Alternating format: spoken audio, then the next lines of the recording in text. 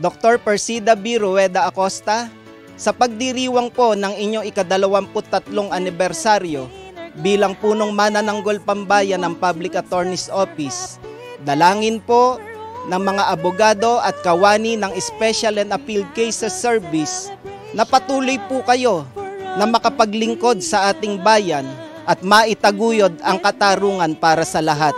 Maraming salamat po sa inyong walang sawang serbisyo at pagmamahal sa sambahayan. Mabuhay po kayo! Chief Acosta, you're defending the people's rights.